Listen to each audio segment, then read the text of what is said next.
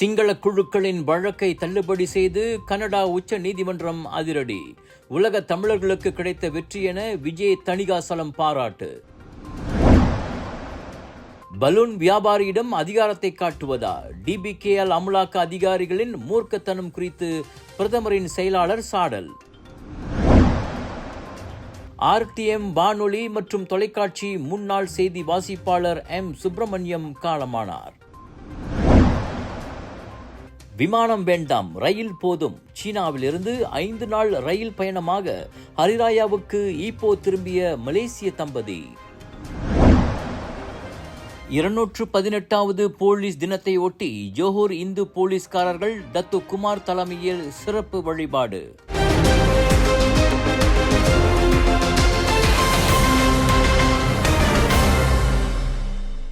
Kuala Lumpur ஜலன் துவங்கோ Abdul Rahman சாலையில் நேற்றிரவு ஒரு பலூன் வியாபாரியுடன் DBKL அமலாக்க அதிகாரிகள் கைகலந்த சம்பவத்தை பிரதமர் டத்தோஸ்ரீ அன்வார் இப்ராஹிமின் அரசியல் செயலாளர்களில் ஒருவர் சாடியுள்ளார். நிதியமைச்சர் என்ற முறையில் அன்வாரின் அரசியல் செயலாளராக இருக்கும் கமில் முனிம் அச்சம்பவத்தை கண்டித்ததோடு அது குறித்து விசாரணை நடத்தப்பட வேண்டும் என்றும் வலியுறுத்தியிருக்கின்றார். அந்த சாலையோர வியாபாரியை அப்படி நடத்தியது ஏற்றுக்கொள்ள முடியாத ஓர் இழிவான செயலாகும். அதனை DBKL என்னதான் நியாயப்படுத்த முயன்றாலும் இதுபோன்ற கொடூரமான மற்றும் முரட்டுத்தனமான செயல்களை ஒருபோதும் நியாயப்படுத்த முடியாது என கமில் தனது எக்ஸ் தள பதிவில் கூறியிருக்கின்றார். புனித ரமலான் மாதத்தில் நோன்பு நோட்பதும் நல்ல செயல்களை செய்வதும் நம்மை மனிதாபிமானப்படுத்த வேண்டும். அதை விடுத்து ஏழைகளிடம் இரக்கத்தையும் கருணையும் நாம் வெளிப்படுத்தாவிட்டால் நோன்பிருந்து என்ன பயன் என கமில் கேள்வி எழுப்பியிருக்கின்றார். முன்னதாக DBKL அமலாக்க அதிகாரிகளுக்கும் வியாபார உரிமம் பெறாத சாலையோர வியாபாரிகளுக்கும் இடையே வாக்குவாதம் ஏற்பட்டது. வாக்குவாதம் முற்றி ஒரு பலூன் விற்பனையாளருடன் அமலாக்க அதிகாரிகள் கைகலப்பில் ஈடுபடுவதும் இறுதியில் அந்த வியாபாரி தரையில் சாய்க்கப்படுவதும் வைரலான வீடியோவில் தெரிந்தது. அந்த பலூன் வியாபாரியை தாக்க வேண்டாம் என சுற்றியிருந்த பலர் அமலாக்க அதிகாரிகளிடம் கூச்சலிடுவதையும் கேட்க முடிகிறது. வீடியோவை பார்த்த வலைத்தளவாசிகள் போயும் ஒரு பலூன் வியாபாரியிடமா உங்கள் பலத்தை காட்டுவீர்கள் என DBKL அமலாக்க அதிகாரிகளை சாடியுள்ளனர். முதலீட்டு பணத்தை மீட்க முடியவில்லையா? கடன் கொடுத்து மாட்டிக்கொண்டீர்களா? அணுகுங்கள் S7 ரிகவரி.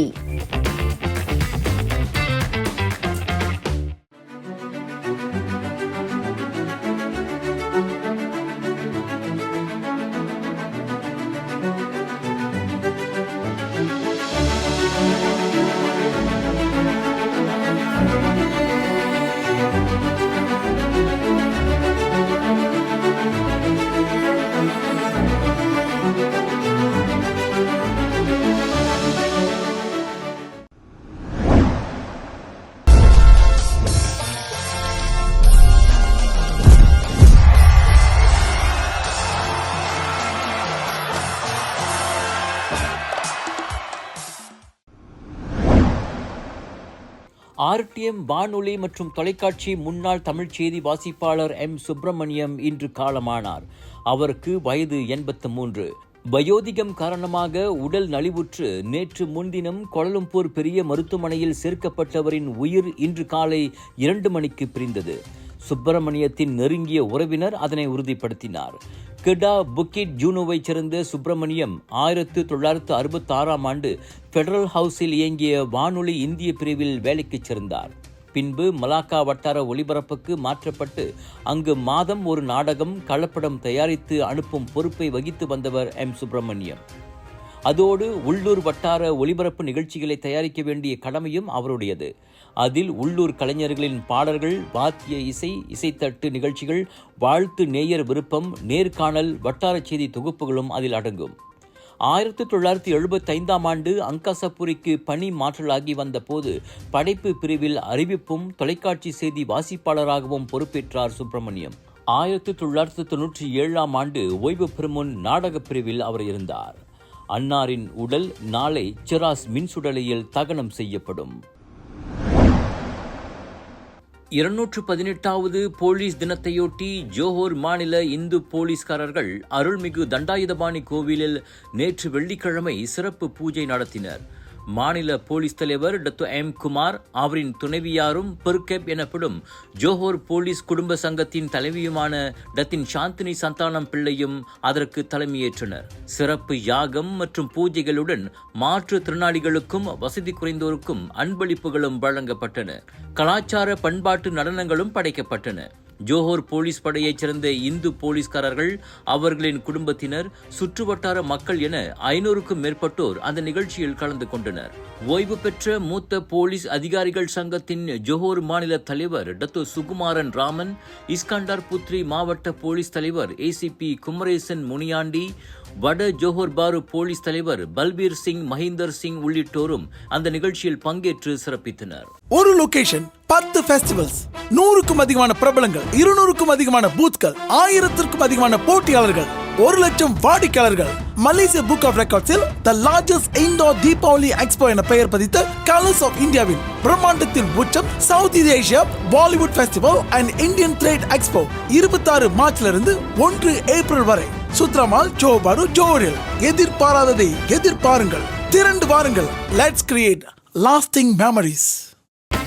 முதலீட்டு பணத்தை மீட்க முடியவில்லையா? கடன் கொடுத்து மாட்டிக்கொண்டீர்களா? அணுகுங்கள் S7 ரிகவரி.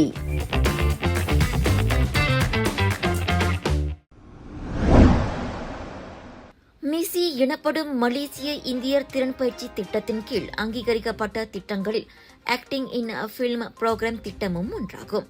மனிதவள அமைச்சின் கீழ் இயங்கும் மனிதவள மேம்பாட்டுக் கழகமான HRD காப்பின் மூலம் பல்வேறு தொழில்துறைகளில் மிசி 6000க்கும் மேற்பட்ட இந்தியர்களுக்கு பயிற்சிகளை வழங்குகிறது. அந்த வகையில் இந்த acting for film work shop 1 வார திரைப்பட நடிப்பு பட்டறையானது பங்கேற்பாளர்களுக்கு திரைப்பட நடிப்பின் அத்தியாவசிய நுட்பங்களை பயிற்றுவிப்பதற்காக வடிவமைக்கப்பட்ட ஒரு தீவிரமான நடைமுறை நிகழ்ச்சியாகும்.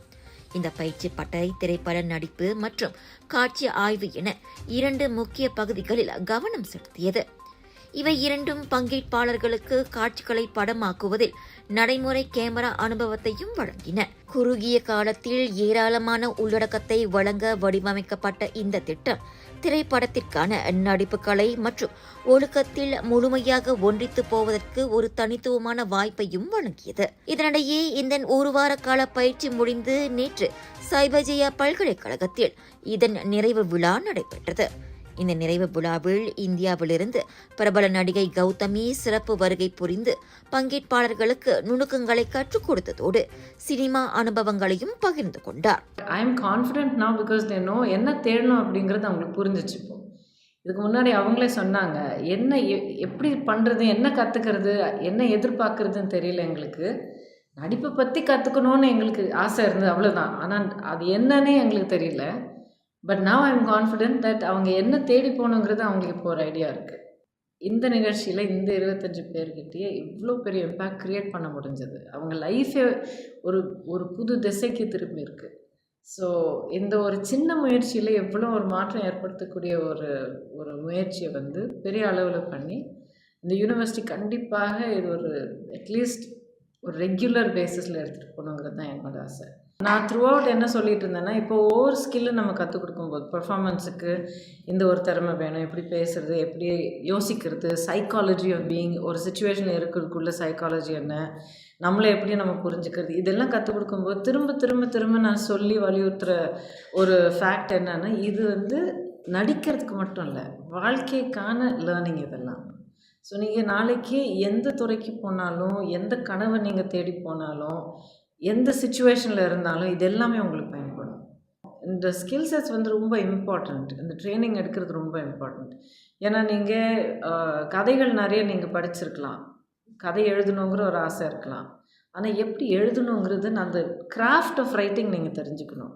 ஸோ எவ்வளோ நல்லா நீங்கள் அந்த பயிற்சி எடுத்துக்கிறீங்களோ அவ்வளோ நல்லா உங்களால் எழுத முடியும். ஸோ மனசுக்குள்ளே இருக்கிற ஒரு அருமையான ஒரு கருத்தை, ஒரு கதை, உங்கள் மனசில் பதிஞ்சு இருக்கிற ஒரு கதையை நீங்கள் வெளிப்படுத்தணுன்னா you need to learn the craft of that.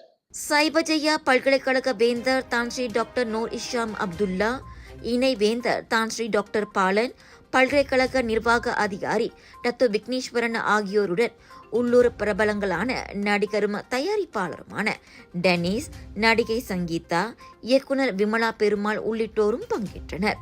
ஒரு வாரம் கற்றுக்கொண்டதை பங்கேற்பாளர்கள் பிரமுகர்கள் முன்னிலையில் படைப்பாகவும் வெளிப்படுத்தினர். நடத்தின ஒரு நம்மளோட ஆக்டிங் கோர்ஸ் ப்ரோக்ராமில் கலந்துக்கிட்டு நம்ம விமலா மேம் அண்ட் டேனிஷ் சார்லாம் வந்திருந்தாங்க. அப்புறம் நம்ம கௌதமி மேம் இந்தியாவிலேருந்து இங்கே வந்திருந்தாங்க. ஸோ நம்மளுக்கு நிறைய விஷயத்தை சொல்லி கொடுத்தாங்க. நிறைய விஷயத்தை நாங்கள் புதுசாகவும் கற்றுக்கிட்டோம். நானும் இன்றைக்கி பெர்ஃபார்ம் பண்ணியிருந்தேன். எல்லோரும் இன்றைக்கி பெர்ஃபார்ம் பார்த்து இவ்வளோ ஆதரவு கொடுத்துருப்பாங்கன்னு நான் எதிர்பார்க்கல. ரொம்ப ரொம்ப நன்றி. உங்களோட இந்த சப்போர்ட்டிவ்க்கும் அப்புறம் மக்களாகிய நீங்களும் சப்போர்ட்டிவ் கொடுத்ததுக்கும் அதனால தான் இந்த இடத்துக்கு வந்தேன்னு நான் நிச்சயமாக நம்புகிறேன். மட்டும் இல்லாமல் இந்த மாதிரி நிறைய வளர்ந்து வர கலைஞர்கள் நிறைய பேர் இருக்காங்க. ஸோ இதில் மட்டும் நம்ம ஸ்டாப் பண்ணிடாமல் இன்னும் நிறைய கஸ்டிங் வச்சு புது புது ஆர்டிஸ்ட் வர்றவங்களுக்கு நல்ல ஒரு பாதையும் நல்ல ஒரு வழியும் அமைச்சு கொடுப்பீங்கன்னு நான் நிச்சயமாக நம்புகிறேன். பெரிய நன்றி மிஸ்ஸி யூனிவர்சிட்டி சைபஜாயாக்கு. ஏன்னா இந்த ப்ரோக்ராம் வந்து ரொம்ப ரொம்ப உதவி செஞ்சிச்சு. நான் வந்து இந்த இண்டஸ்ட்ரியில் வந்து ஃபுல் டைம் ஆக்டராக 1 வருஷமாக ஆச்சு. இந்த ப்ரோக்ராம் இந்தியன்ஸுக்கு வந்து ரொம்ப ரொம்ப ரொம்ப உதவியாக இருந்துச்சு. ஏன்னா இந்த ஒர்க் ஷாப் வந்து mister Danish and doctor Vimala, Sangeetha and also Gauthami actress madam வந்து ரொம்ப ரொம்ப வந்து நம்மளுக்கு கைட் பண்ணாங்க. Acting skills, all the methods, practical. So இந்த ப்ரோக்ராம் வந்து ஒன்றும் மலேசியாவில் நடத்தணும், ஸ்பெஷலி நம்ம இந்தியன்ஸ்க்காக. நிகழ்ச்சியின் இறுதியில் பங்கேற்பாளர்களுக்கு நற்சான்றிதழ்கள் வழங்கி சிறப்பிக்கப்பட்டது. தமிழின படுகொலை விழிப்புணர்வு வாரம் தொடர்பான சட்டத்திற்கு எதிராக இலங்கை குழுக்கள் தாக்கல் செய்திருந்த வழக்கை கனடா நாட்டு உச்ச நீதிமன்றம் தள்ளுபடி செய்துள்ளது. கனடாவின் ஒன்டாரியோ மாவட்ட சட்டமன்ற உறுப்பினர் விஜய் தணிகாசலம் அதனை தெரிவித்துள்ளார். இந்த சட்டம் ஒவ்வொரு ஆண்டும் மே 18ஆம் தேதியை ஒன்டாரியோவில் தமிழ் இனப்படுகொலை நாளாக நினைவு கூறுகிறது. இன்று கனடாவின் உச்ச நீதிமன்றமான சுப்ரீம் கோர்ட் ஆஃப் கனடா சட்டமூலம் 104க்கு எதிராக தமிழ் இன அழிப்பு அறிவூட்டல் கிழமைக்கு எதிராக தமிழின அழிப்பு மறுப்பாளர்கள் போட்ட வழக்கினை முற்றிலுமாக நிராகரித்து அதை தள்ளுபடி செய்துள்ளனர். இது தமிழ் மக்களுக்கு கிடைத்த ஒரு பெரும் வெற்றி. இதுக்காக அயராது செயல்பட்ட அனைத்து தமிழ் உறவுகளுக்கும் தமிழ் அமைப்புகளுக்கும் கனடாவில் உள்ள மக்களவை அவர்களோடு இணைந்து 60க்கும் மேற்பட்ட அமைப்புகள் இதுக்காக செயல்பட்டுள்ளனர். அனைவருக்கும் குறிப்பாக தமிழ் இளையோர்களுக்கு எனது நன்றியையும் பாராட்டுக்களையும் தெரிவித்துக் கொள்கிறேன். இந்த சட்டம் மூலம் 2019ஆம் ஆண்டு இந்திய ஒன்டாரியோ சட்டமன்றத்தில் கொண்டு வரும்போது இந்த சட்டத்துக்கு எதிராக நிறைய நெருக்குவாறுகள் தடைகள் ஸ்ரீலங்கா அரசாங்கத்தால் போடப்பட்டாலும் இங்கே இருக்கிற அனைத்து கட்சிகளும் ஒன்றா வந்து எழும்பி நின்று மக்களுக்கு நடந்தது, தமிழ் மக்களுக்கு நடந்தது இன அழிப்பென்று சொல்லி அதை ஏக மனதாக நிறைவேற்றினார்கள்.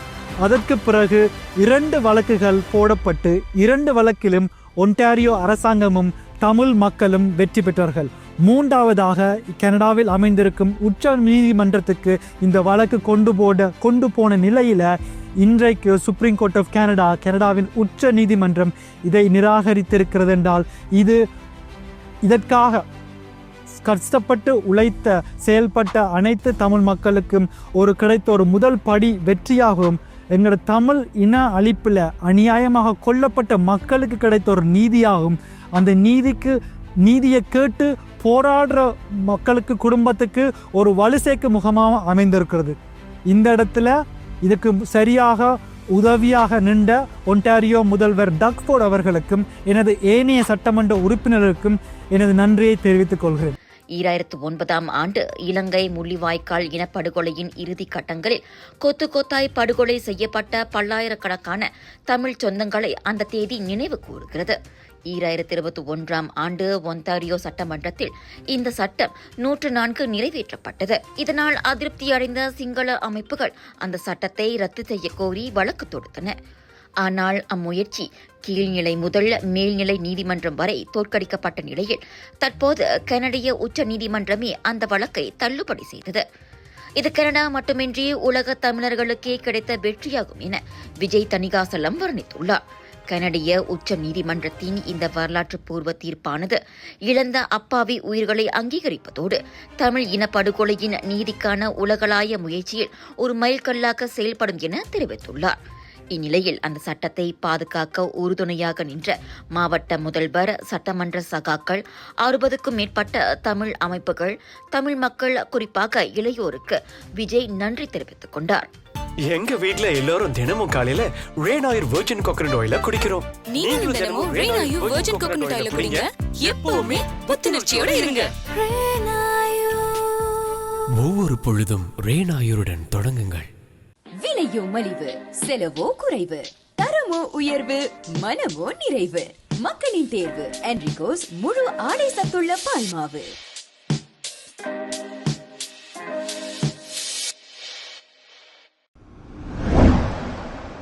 ஹரிராயாவை குடும்பத்துடன் கொண்டாடுவதற்காக சீனா பெய்ஜிங்கில் வசிக்கும் ஒரு மலேசிய தம்பதியர் 5500 கிலோமீட்டர் தரைவழி பயணத்தை தேர்ந்தெடுத்து ஆச்சரியத்தை ஏற்படுத்தியுள்ளனர். பலருக்கு இது ஒரு விந்தையாக தெரியலாம். பேசாமல் வெறும் 6 மணி நேர பயணத்தில் பெய்ஜிங்கிலிருந்து கோலாலம்பூருக்கான நேரடி விமானத்தில் அவர்கள் வந்திருக்கலாம் தான். ஆனால் 36 வயது ஈசா ஜூபிர் மற்றும் அவரின் 34 வயது மனைவி ஐன் ரோஸ்லி இருவரும் 5 நாள் ரயில் பயணத்தையே தேர்ந்தெடுத்துள்ளனர். அவ்வகையில் அந்த சீன தலைநகரிலிருந்து மார்ச் 21ஆம் தேதி யூனான் பிரதேசத்தின் குன்மிங் வரை 14 மணி நேர அதிவேக ரயில் பயணத்தை தொடங்கினர். அங்கிருந்து லாவோஸ் நாட்டுக்கு ரயில் மாறி பிறகு தாய்லாந்தின் பேங்காக் சென்று கடைசியாக சொந்த ஊரான பேராக் ஈப்போ வந்தடைந்தனர். 5500 கிலோமீட்டர் தூரம் தாண்டி 5 நாள் பயணமாக, அதுவும் ரமலான் நோன்பு மாதத்தில் பயண பெட்டிகளை தூக்கிக் கொண்டு பயணிப்பது பலருக்கு பைத்தியக்காரத்தனமாக தெரியலாம். மிகுந்த களைப்புதான். ஆனால் இது ஒரு விலைமதிப்பில்லா மறக்க முடியாத அனுபவம் என இருவரும் சிரித்துக்கொண்டே கூறினர். பெய்ஜிங்கில் ஓர் ஊடக நிறுவனத்தில் பணிபுரியும் ஈசா இந்த ரயில் பயணத்தை ஒரு கனவு நனவான கதையாக விவரித்தார். காரணம், அவர் நீண்ட காலமாகவே இந்த நாடுகளை கடந்து தரைவழியாக பயணிக்க விரும்பினார். ஆனால் அது தனது ஹரிராயா பாலே காம்போங் பயணத்தின் ஒரு பகுதியாக இருக்கும் என தாம் நினைத்து கூட பார்த்ததில்லை என்றார் அவர். 5 நாள் ரயில் பயணத்திற்கு உடல் ஒத்துழைக்க ஏதுவாக வழக்கமாக உட்காரும் இருக்கைகளையும் தூங்கிக் கொண்டே செல்லும் படுக்கை இருக்கைகளையும் இவர்கள் புத்திசாலித்தனமாக மாறி மாறி முன்பதிவு செய்துள்ளனர். கடந்த ஆண்டு பிப்ரவரி முதல் சீனாவில் தங்கியுள்ள ஈசாவும் அவரது மனைவியும் 1 மாதத்திற்கு முன்பே இணையம் வாயிலாக ரயில் டிக்கெட்டுகளுக்கு முன்பதிவு செய்துவிட்டனர். இந்த சாகச பயணத்தால் இவ்வாண்டு ஹரிராயா கொண்டாட்டம் மேலும் சிறப்புக்குரியதாக இருப்பதாக அவர்கள் வர்ணித்தனர். ஹரிராயா விடுமுறை முடிந்து கணவனும் மனைவியும் விமானம் வழியாக ஏப்ரல் 10ஆம் தேதி சீனாவுக்கு புறப்படுகின்றனர்.